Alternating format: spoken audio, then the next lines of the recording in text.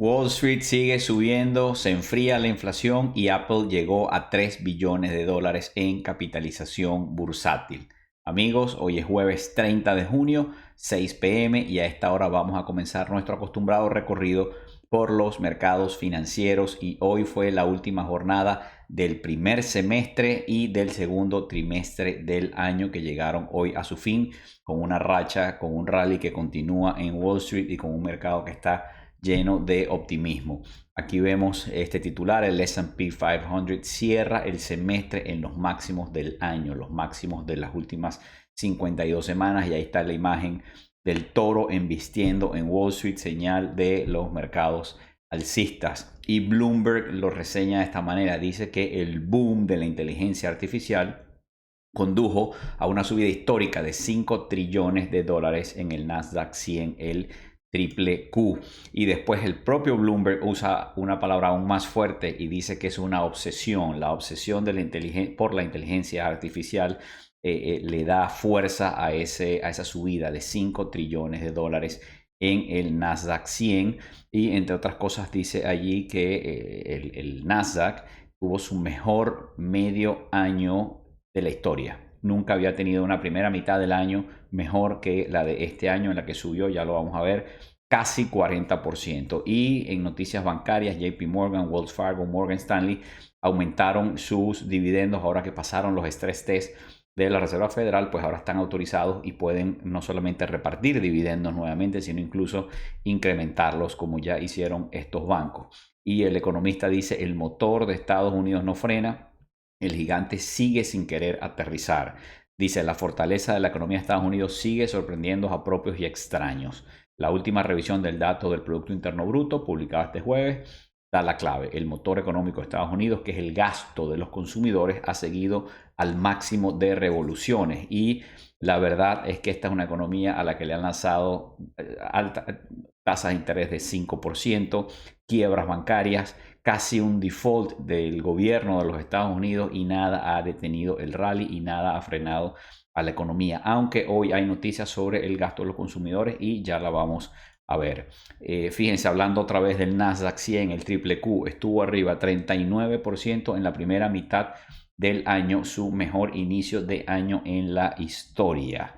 ¿Quién se lo iba a imaginar? ¿Quién en diciembre o en enero hubiera apostado a que iba a ser el mejor semestre de la historia para el Nasdaq 100?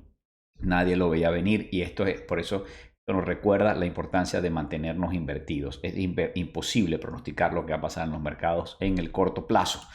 Y aquí lo que les decía, fíjense: subidas de tasas de interés, quiebras de bancos, casi un default de parte del gobierno federal, y ninguno de esas cosas pudo arreglárselas para parar el rally que lleva 6 meses. Pero la gran pregunta es si este momentum, este impulso, este optimismo va a continuar de aquí hasta final de año. Me encantaría sus opiniones. Si alguno de ustedes tiene una opinión sobre esto, háganmelo saber. Y Barron's dice que da cuenta de que hoy tuvimos data, señores. Hoy hubo data sobre inflación. Fíjense, hemos hablado mucho sobre el CPI, que es el Consumer Price Index, que es el IPC, lo llamamos en nuestros países, el índice de precios al consumidor. Esa es una información que todos los meses tenemos con la inflación del mes anterior. Pero hay otra forma de medir la inflación, que es el PCE, ¿ok? Y ya vamos a ver de qué se trata. Pero el PCE, que en nuestros países no estamos muy acostumbrados a esta medición, es la forma de medir la inflación preferida del Banco Central de los Estados Unidos, que es la Reserva Federal, y por eso es tan importante verla. Y hoy fue publicada la data de la inflación medida según el PCE en el mes de mayo. Y aquí dice Barron's que la medición preferida de la Fed, que es el PCE, mostró la inflación más baja, la inflación anual más baja desde abril del 2021. Es decir, la buena noticia es que la inflación viene bajando, y hoy la lectura, la data que salió hoy, demuestra que está en su nivel más bajo desde abril de 2021, pero sigue estando alta. Y Wall Street sigue esperando que va a haber 2 aumentos de tasa, pero veámoslo con más detalle. Fíjense, el PCE, y para el que quiera saber qué es el PCE, lo pueden googlear, pero de todas maneras aquí en esta foto abajo a la derecha ahí está la respuesta a la pregunta: ¿qué es el Personal Consumption Expenditures Price Index? Ahí está la definición. Pero yo les diría, fíjense, a grosso modo, el índice de precios al consumidor, el IPC, se mide con una cesta de bienes y servicios más o menos estable, fija. Y entonces simplemente el Banco Central o los bancos centrales alrededor del mundo van registrando la variación mensual de los precios de esos bienes y servicios y en base a eso pues calculan la inflación. El caso del PCE es distinto porque no es una cesta de bienes y servicios rígida, sino que se enfoca en medir la variación de precios de los bienes y servicios que estén comprando las personas que viven en los Estados Unidos. Entonces, si las personas que viven en los Estados Unidos, por ejemplo, dejan de comprar carne porque está muy cara y empiezan a comprar pollo, o dejan de comprar proteínas y empiezan a comprar pasta porque no pueden pagar la proteína, eso queda registrado en el PCE. Mientras que el IPC sigue midiendo el precio de la carne, aunque ya la gente no la compre, el PCE refleja ese cambio en los hábitos del consumidor, que dejaron de comprar carne y ahora están comprando pasta porque es más barata y no tienen cómo pagar la carne. Entonces, el PCE es otra forma de medir la inflación, no es que una sea buena o mala, simplemente son complementarias, pero esta es la que la Reserva Federal ve con más atención. Entonces, fíjense, ¿qué nos dice la foto? Aquí lo importante no es la foto, sino la película, pero les explico. La foto de mayo, y esta es información que está en el retrovisor, esto ya pasó, esto no nos dice nada sobre el futuro, pero nos ayuda a entender de dónde venimos. La foto de mayo es que la inflación de los últimos 12 meses que terminaron en mayo cerró en 3.8%. Ahora, esa data por sí sola no nos dice mucho. ¿Es mucho, es poco? Bueno, sabemos que es alta porque el objetivo de inflación de la Reserva Federal es un máximo de 2%. Entonces 3.8 obviamente es bastante. Pero aquí hay que ver es la película. La película es, si vemos la data desde febrero, que está en ese cuadrito, en febrero la inflación de los últimos 12 meses cerró en 5%. En marzo bajó a 4.2%. En abril subió ligeramente a 4.3 y nos preguntábamos, bueno, ¿qué significa esto? Está volviendo a subir la inflación, ¿qué pasó? Pero ahora que llega la inflación de mayo y baja a 3.8, pues vemos la película y sabemos que hay una clara tendencia a la baja. Estaba en 5% en febrero, está en 3.8% en mayo. Junio cerró hoy, bueno, habrá que esperar unos días para tener la información, el IPC y luego el PCE. Pero creo que tengo un gráfico, vamos a verlo. Fíjense, esto es un titular sobre la data de hoy. El PCE dice el top line inflation está enfriándose. Top line es el dato global del PCE. Se está enfriando. Pero el core, que es el núcleo inflacionario, está sticky, es decir, está pegajoso, se mantiene alto. Y eso lo vamos a ver en una imagen que lo explica mucho mejor. Y fíjense, esto es el PCE. Imaginen, esto es el índice de inflación medido según el PCE, ¿ok? Y la raya anaranjada es global, es la inflación, incluyendo todos los aspectos que se miden. Vivienda, calzado, educación, transporte, comida, energía, todo. Es la línea anaranjada y ven que es más volátil. Esa inflación llegó hasta 7% y ha ido cayendo y es la que hoy vimos que ya bajó de 4% a 3.8%. Pero a la Reserva Federal le gusta ver el núcleo inflacionario, que es lo mismo, igual que el PCE, igual que esa línea anaranjada, pero se sacan dos elementos que son muy volátiles, que son la comida y la energía. Entonces, cuando sacas comida y energía, el núcleo inflacionario, que es lo que llaman el core, es esa raya azul. Y como vemos, esa es más estable, porque sacaste dos elementos muy volátiles. Esa es más estable, pero esa se mantiene más alta. Esa inflación está más alta, es la que llaman sticky porque es pegajosa, se metió en la economía, especialmente en el área de servicios, y ahí es donde la Reserva Federal está sufriendo para tratar de hacer bajar esa inflación que, como vemos, está entre 4 y 5%, más cerca de 5 que de 4. Bueno, sigamos avanzando y llegó otro dato hoy, que es que el gasto del consumidor, como todos sabemos, el motor de la economía americana, 2/3 de la economía americana es el gasto de los consumidores. El consumidor ha estado sano, ha estado con fuerza. Recordemos que durante la pandemia se acumularon ahorros, la gente no podía gastar dinero en viajes, en hoteles, en restaurantes, entonces se acumularon unos ahorros allí. Y el consumidor ha estado pues ahora usando ese dinero, haciendo los viajes que no podían hacer, dándose los gustos que no se podían dar. Había como una demanda reprimida. El consumidor ha estado consumiendo, haciendo su trabajo. Pero hoy la data dice que el gasto de los consumidores se estancó ligeramente en mayo. Y aquí lo vamos a ver. No es nada preocupante, pero simplemente si ven ahí la línea del medio dice que el personal spending, es decir, el gasto de los consumidores aumentó un 0,1% y se esperaba que aumentara un 0,2%, es decir, aumentó un poquito menos de lo que se esperaba. El mes anterior había aumentado un 0,2%. Pero bueno, nada que preocuparse, no es nada alarmante, es simplemente una señal que le hace a la Reserva Federal tener la esperanza de que las subidas de tasas de interés están logrando frenar un poquito al consumidor que compra y consume, y eso pues no ayuda a bajar la inflación.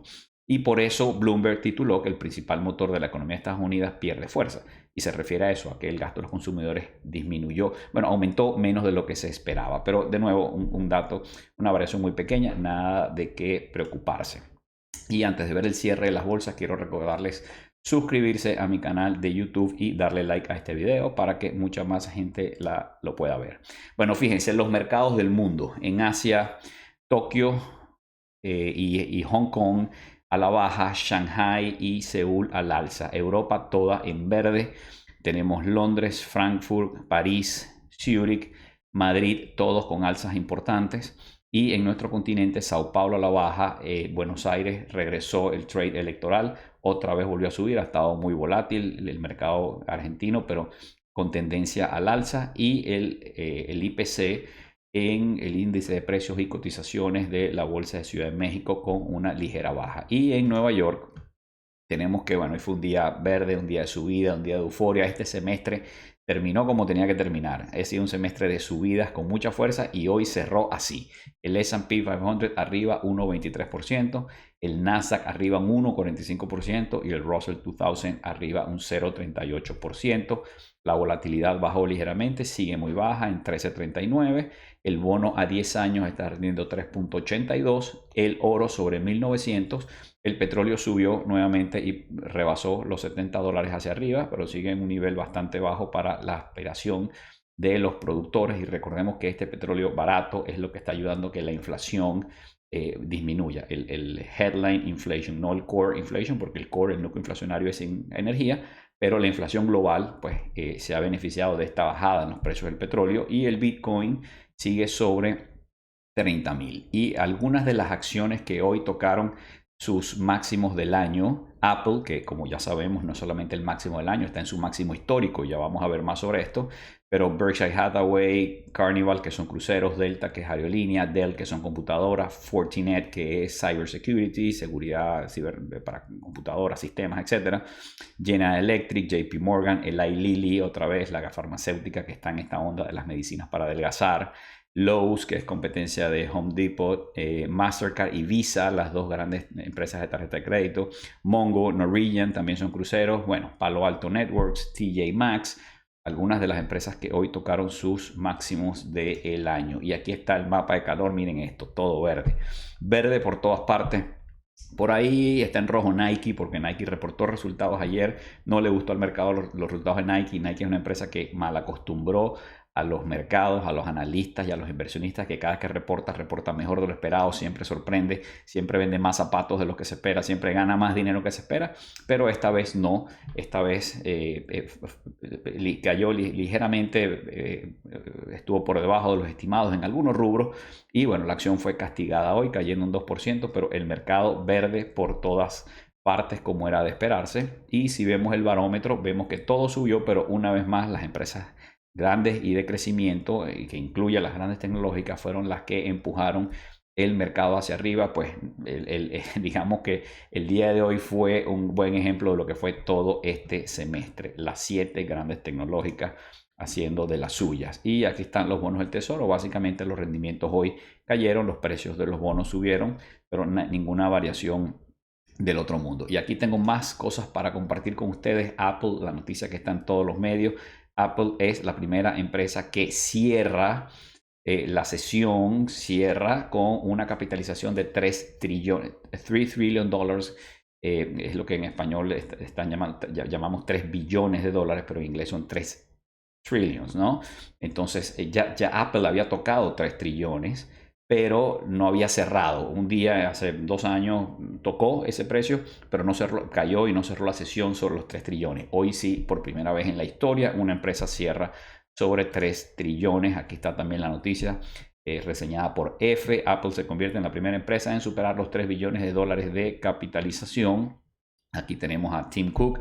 Apple alcanza los 3 billones en bolsa, la primera firma del mundo en lograrlo. Y miren esto que les tengo aquí, señores, lecciones para quienes somos inversionistas. Ronald Wayne era uno de los 3 fundadores de Apple. Apple la fundaron Steve Jobs, Steve Wozniak y este señor Ronald Wayne. Y bueno, la empresa, se imaginarán, al principio sufrió, tenía miles de problemas, estuvo al borde de la quiebra, los productos no necesariamente eran buenos o no funcionaban. De hecho, es una empresa como otras grandes tecnológicas que empezó en el garaje de la familia de Steve Jobs, si mal no recuerdo. Por ahí hay una película que les recomiendo muy buena sobre la vida de Steve Jobs. Pero en todo caso, este señor en algún momento pues se quiso salir de la sociedad, se desesperó, perdió la fe. Vaya usted a saber, como muchas veces nos pasa a nosotros con cualquier negocio en el que estamos, cualquier inversión. Y él decidió vender sus acciones de Apple. Él tenía el 10% de Apple y las vendió en 1976 por $800. Ese 10% de Apple hoy vale 304 billones de dólares. O sea, él vendió en 800 millones, él vendió en $800 en el 76 y hoy, 40, 50 años después, eso vale 304 mil millones de dólares. Y ahí está, fíjense, ahí está la firma de Steve Jobs, ahí está la firma de los tres socios. Les tengo esta foto ampliada, aquí está. Fíjense, ahí se ve el precio. A Wayne le van a pagar la suma de $800 y está firmado por Steve Wozniak, que eventualmente también vendió. Wozniak vendió un poquito después. Steve Jobs, que fue pues al final el protagonista de toda esta historia maravillosa de éxito, de creación y de innovación. Y bueno, este señor Wayne, que pasará a la historia por haber hecho no una de las mejores inversiones de la historia, sino una de las peores. Vendió por $800 lo que hoy vale 300 mil millones de dólares. Y al contrario de él, el que hizo lo contrario es este señor que está aquí, Warren Buffett, uno de los grandes inversionistas de la historia, tal vez el más importante, el más conocido, el más famoso, tal vez el mejor inversionista de la historia. Warren Buffett y Berkshire Hathaway tenían 915 millones de acciones de Apple en el último reporte de su portafolio que hicieron. Al principio de año, las acciones de Berkshire Hathaway en Apple valían 119 billones de dólares. Hoy valen 176 billones. Una diferencia de más de 50 mil millones de dólares en estos 6 meses. Nada mal esa ganancia, al menos en papel, no realizada, si no han vendido las acciones. Nada mal esa ganancia en papel para los accionistas de Berkshire Hathaway. Y todos ustedes, pequeños inversionistas, si tienen el índice, si tienen el S&P 500, recuerden que ahí tienen una cesta de 500 empresas, pero la que más tienen es precisamente Apple, que es la más grande del mercado. Y ahí está otra vez pues Tim Cook celebrando, foto de archivo, pero una buena foto para celebrar los 3 trillones en capitalización bursátil alcanzados hoy. Y hay otra noticia, señores, es que la Corte Suprema tumbó el plan del presidente de los Estados Unidos para perdonar las deudas estudiantiles. Yo no voy a profundizar mucho en esta materia porque no soy experto, pero sí es un tema relevante porque, piensa, aquí está todo titular, la Corte Suprema desecha el plan de relief, bueno, de perdonar la deuda a los estudiantes, ¿no? Biden, por supuesto, ya chilló, reclamó, dijo que no está de acuerdo y dijo que tiene un plan B. Bueno, hay que ver.